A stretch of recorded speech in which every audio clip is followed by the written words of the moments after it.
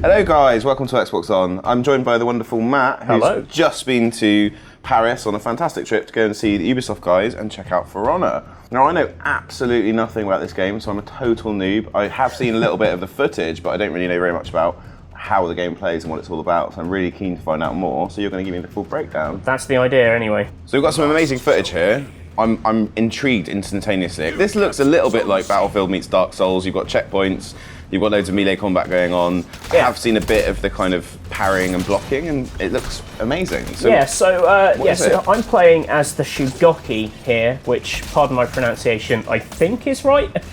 He's like the big kind of tank character for the samurai faction. So one of the big things with For Honor is there are 3 factions. There are knights, there are samurais, and there are Vikings. And they each have kind of 3 characters and like a hero character. And this guy is like the big kind of tank, so he's kind of all about just laying down the smack with this giant stick. I mean, it's pretty... it's amazing. He's got some really heavy moves here. So I'm guessing that actually not all of these guys are players. Some of them are AI, and some of them are... The way it works is you have a big army of AI troops, and then within it there are the player characters. So it's like a MOBA then, really? Yeah. There's definitely elements of that in there. This guy is particularly great at like thinning the crowd. So what I basically did with him is I went into the kind of capture points, I'd wade in and just smash everyone down. Unfortunately, when I get attacked by the actual samurais and the kind of the player characters, he's a fair bit slower. Like he's not the most nimble of characters. So it's kind of like a rock paper scissors relationship between certain characters. So like some of them are super fast and they can just run circles around this chap. So there are certain guys I guess you have to sort of stick with your team so that you don't get attacked by a character that can just annihilate you. It's kind of funny because we're playing at a preview event and obviously everyone's just digging into all the new characters. There's not a lot of thought goes into who are we going to play as. Yeah. So we're all just like, everyone just wants to play as the cool new characters, which is why I played as this guy. But he is, if you kind of get your head around it, there's some really cool stuff. So he's kind of built around kind of crazy sort of stamina and sort of driving power. Yeah. So he's got like skills which are specific to him. So he's got like iron lungs. Oh, you're going one-on-one with which is why his screen's gone all grey because I'm getting murdered. This happens a lot. Oh my god! I warn you in this footage. You survived, though. That wasn't I don't look, too I shabby. look worse for wear. But yeah, he can't be like unbalanced by characters, and he can also deal damage when people are blocking. You can kind of whittle away, just sort of thumps into people. He's kind of a beast. So in terms of like the gameplay layout, is it a case of checkpoint capture between... Yeah, in this particular mode there is, you're capturing 3 points on the map. It's domination then, like that. Yeah, and it actually feels a little bit like Dynasty Warriors if you play that. Okay, yeah, I know what you mean. And then we're having a look at some Elimination Mode now. Yeah, this is one of the second reasons I think people should get really excited for this game. This is a new mode, Elimination, which they showed off for the first time. And it's basically 2 teams of 4, 1 life per round. You just have to kill the other team. Oh, so like Counter-Strike, yeah, CSGO style. There is a resuscitation gimmick in that if you execute a player, which is when you kill them with a heavy strike and then do the execution move, they can't be revived. So you want to whittle it down. But what I really like about this is because it basically starts the map with every team in like pairs. So it's you and one other guy from the other enemy. So there's like a duel at the start of every match. Oh wow, that's so cool. So you just leg it towards each other. Yeah, I really like that moment where it's kind of round 1, especially the one we saw a minute ago, where you're just running across a bridge and you go exactly. Well, you start the match and you can see them and you're like, uh-oh, because you can see the class they've matched you up, and maybe it's a class which is like better than you or can do kind of cool stuff. So you might have a tough fight when you start the game. Yeah, absolutely. Well, it was funny because when we started off, everyone was just playing duels straight off the bat. Yep. But as it went on, everyone realised it was actually smarter to just leg it and find other team members. Yeah. So like the match would start and then everyone would just sprint in different directions. Try to get some backup. Well, as you'll see here, when you get 2-on-1, it's actually quite difficult because you can fight, a skilled player can fight 2 people at once. but it requires some like pretty amazing abilities. I mean, because you can kind of like parry moves from different directions. Yeah, I leg it. Yeah, just bailed out completely. Yeah, and then you got some backup. You're thinking, oh, I might come back, but no, your legging mate's, it is your mate's very not with much you. a theme in my footage from this game. So in terms of like the combat system, is it kind of a case of block and parry and then attack? Yeah, so it's directional. There are like 3 directions. When you lock onto someone, you'll see there's this sort of symbol around my body. So there's an upper stance, a left stance, and a right stance. Right. And you can only block one, and you can only attack one at a time. So you're trying to look at their stance. If they're blocking right, you attack from the left, and vice versa. Great.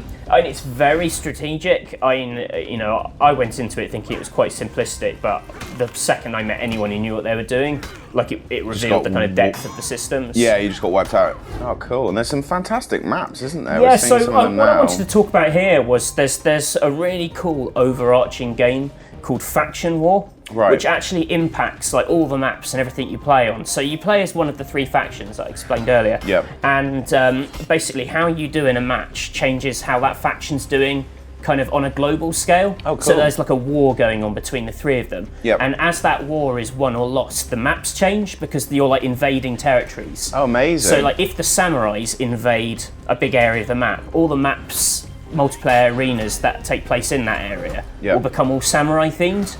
So as the season goes on, it changes. So it's quite interesting. There's like, it's sort of split into sort of turns, rounds, and seasons. So like every 6 hours is a turn, every 2 weeks is a round, and then a season is 10 weeks. Oh, amazing. So basically every 2 weeks it goes, who won the round, and then changes the game. So you can see at the moment, this map, Cathedral, it's all kind of like icy and sort of snowy. Yep. There's always sort of geysers, but you'll see there are other versions of it where it's kind of like, sunnier. And you see here, all of a sudden. Oh, so it's the same map, but it's been like reskinned. Right. Okay, that's really clever. Yeah. Really like that. And it's interesting as well because with each new season, which is every 10 weeks, they're going to add like new maps and things. So it's like this ever evolving kind of. Oh, that sounds fantastic. Yeah, system. Yeah, it's really interesting actually. Ubisoft has been doing some really great stuff with these online seasons. They did it with Rainbow Six Siege. They're just going to season 2 of that. And it's just like you buy a game, but it keeps on feeding you for like a year or a couple of years. It feels like a really kind of evolved version of Chivalry Medieval Warfare. I don't know if you played that, but it has a similar combat system in terms of being blocking. There is complexity to it. Yeah, definitely. But yeah, it's really, really interesting. I like the way they're changing the maps around. Yeah. So what can you tell me about this new character we're seeing? So yeah, this is a new character from the Knight faction. It's called the Peacekeeper. Now, what I love about the Peacekeeper is he or she is very much moves like one of the Assassin's Creed characters. Yeah, like they've got the dual blades and yeah. they've got the hood. Now, if the Shugoki that we saw earlier is the big heavy tank, the Peacekeeper is like super fast, really nimble, but like slightly frailer with it. So she can't defend, like she can't just hold a defensive pose. Yeah. She can only strike. She has to kind of time her defensive strikes. So the other people can just like hold an upward defense permanently. She has to actually time her defenses. So it is a parry essentially. Yeah, that's interesting. But she's got this dagger, which when she stabs people with it, it causes them to slowly bleed. So her whole moveset is built around quickly striking people with the dagger. Yeah. So it kind of like slowly whittles her down. It does seem very kind of Assassin's Creed, but with a slightly more advanced combat. Yeah, the animation is really fast because everyone in it's very like brutish and strong and sort of lumbering. Yeah. But she's like super fast, super graceful. I think the Peacekeeper is going to be quite a popular one. I was seeing some people do some insanely good stuff with her. During the demo, I mainly got stabbed up. I haven't got very good reflexes. This is a game for people with good reflexes. No, I think that's definitely the way that things like Chivalry and those types of games where you have to be watching the animation of the character that you're fighting to really respond in an appropriate way, and the more you play the better you get at it, which is great. But though I do punch someone into a fire, which was I saw your little backflip there. That backflip was very cool. So the last thing I really wanted to talk about was the story campaign, which we got to play a couple of missions of. This particular mission is called Sabotage. It's from the Knights campaign, so each of the factions will have their little kind of mini campaign. And it actually, the way the story works reminds me a bit of Battlefield 1 in that each kind of chapter is sort of built around one of the character classes, and it kind of teaches you how to play as them. So like in the course of the mission, you'll find like all their skill gadgets. So With the Peacekeeper, you'll get like the flash grenade and the bombs that they have equipped. So it's actually quite a good way of kind of introducing yourself to all the different characters to find the one that you like playing with. Yeah, I think Ubisoft would be upset if you called it a tutorial. Like, you know, there's more to it than that. Like, there are cutscenes and there's kind of drama to it. But it's quite good that they're giving you that opportunity to play through as all these different characters. So ideally, really, you play through the game when you get it, play through all the single player campaigns, play all these different characters, and at least it gives you a head start in multiplayer of who you might like to play with and who you enjoy playing with the most to start off with. So you can then start multiplayer in that setup. But I think that this will improve your play style, because you'll be able to, rather than having the pressure of multiplayer, you'll actually be able to work out what strategies work well for you in a single player campaign. So when you get into multiplayer, you can actually apply some of those strategies. Yeah, absolutely. Amazing. And it's got like, I quite like the setting. I quite like the sort of slightly mad historical take, you know. It's, you know, was there ever a period where knights, Vikings, and samurais fought? You know, I don't know. We'll have to ask Simon Sharma or someone for that.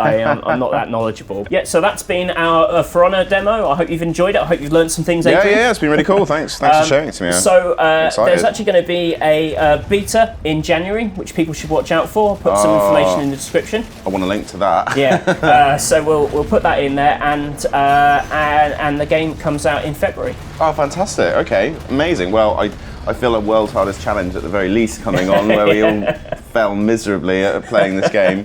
But thanks very much for watching, guys. Please do drop us a like, and if you haven't subscribed already, please do.